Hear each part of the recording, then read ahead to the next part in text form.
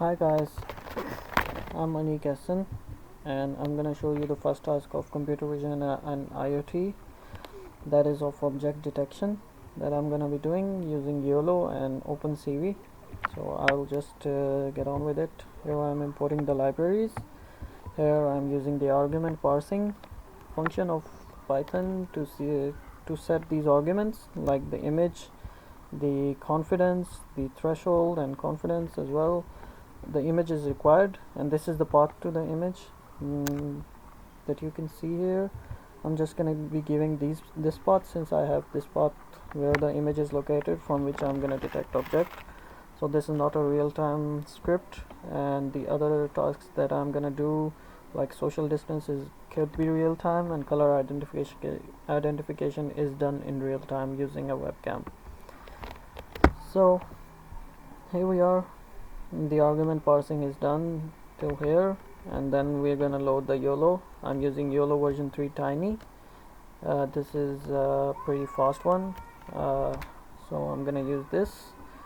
The weights file and config file is loaded into OpenCV, and then I'm gonna read the names that the YOLO was trained on. It is saved in the file coco.names. These are 80 classes of objects that they trained it on. So I'm gonna read it and save it in classes. Next I'm gonna make a layer and the output layer from those names,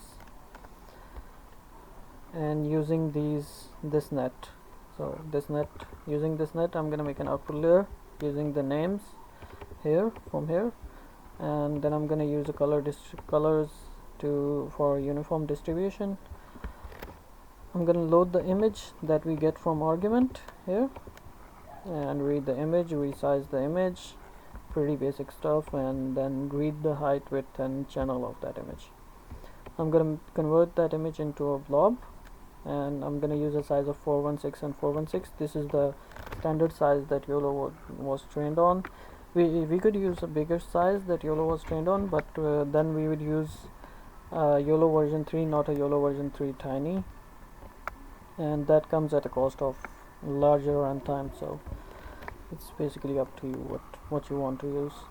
So I'm gonna report the time it took for forward pass using these two lines. The start time is saved as this one and the end time as this one, and I'm gonna show you how much time it took in this line. YOLO took some sort of seconds to do a forward pass and detect objects. Then I'm gonna show the detections on screen.